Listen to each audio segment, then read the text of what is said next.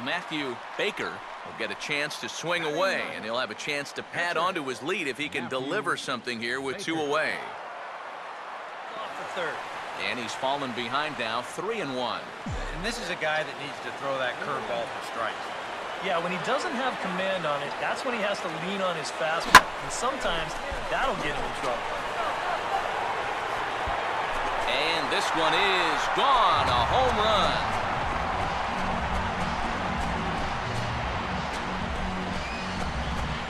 So it's a 2-run shot to right center, and the Marlins open it up now, 4-0.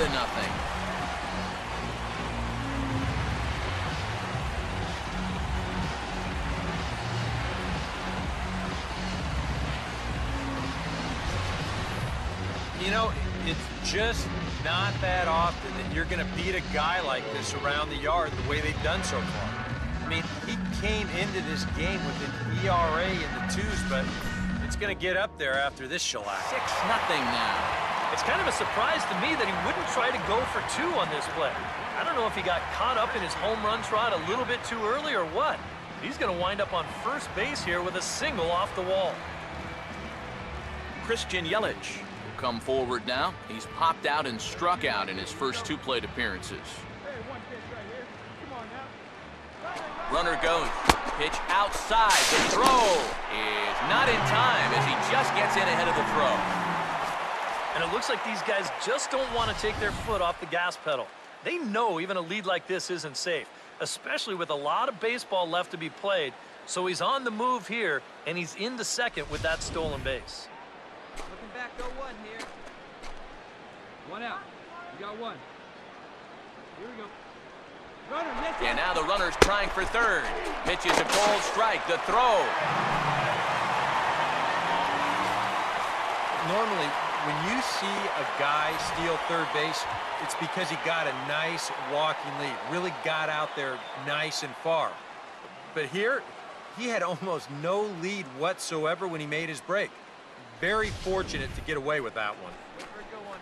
Michael Morse will stand in to start out their half of the 8th with that starter still out there, and he's definitely been a tough nut to crack.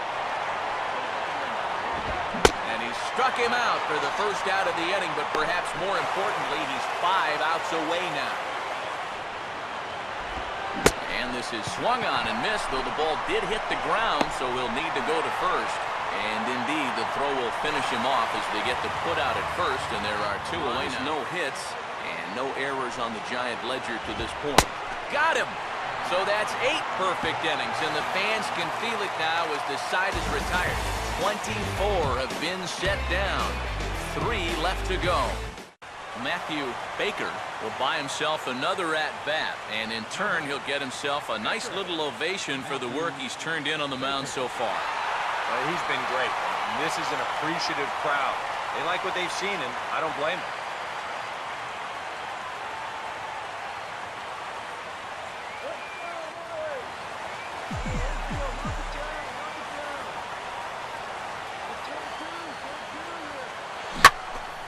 On a big swing there as this is high and deep out to right.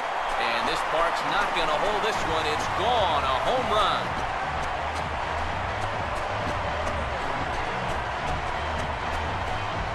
A 2-run blast to straightaway right field. His second home run of the game as they push this lead up to 9 now.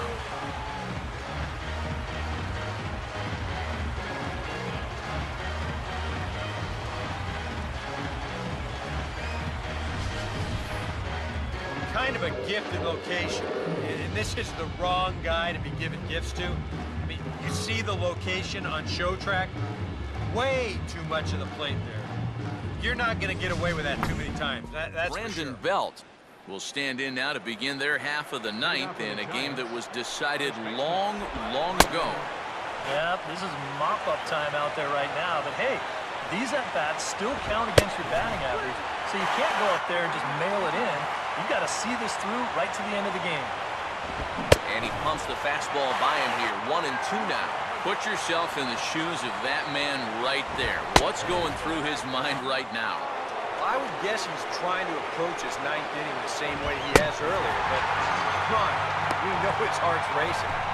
just got to focus on the glove and trust what your catcher's calling, because he's done a heck of a job also. Brandon Crawford comes on with one gone here as he looks at a called strike one.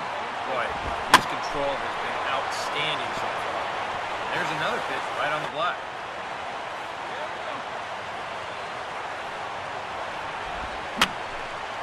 Curveball, and he couldn't get on top of it as this has popped up behind shortstop.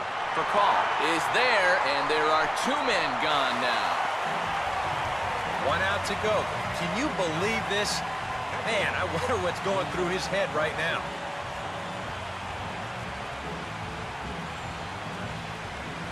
Gregor Blanco will get the call to pinch hit here, as we'll see what he can do with two out and the base is empty.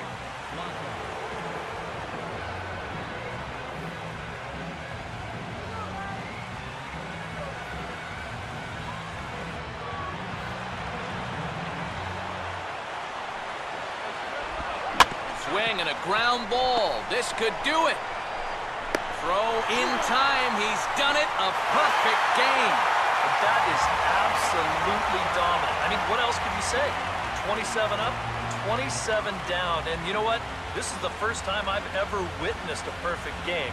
So it's one of the hardest things for a pitcher in the world to do, probably the hardest. But we were fortunate enough to see it here, guys. A perfect game. One more look at the final line score there to see the great pitching performance that led his guys to the victory.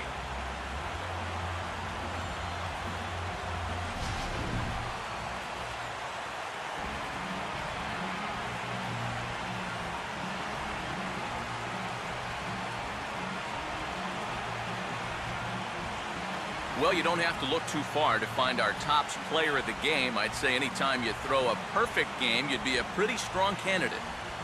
Yeah, I'll say he's a pretty good candidate. All you have to do is look at the line score.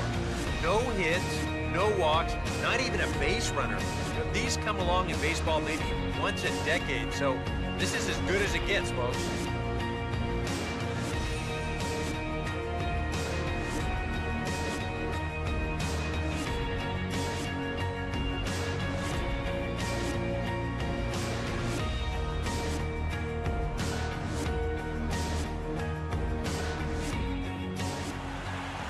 So that just about does it.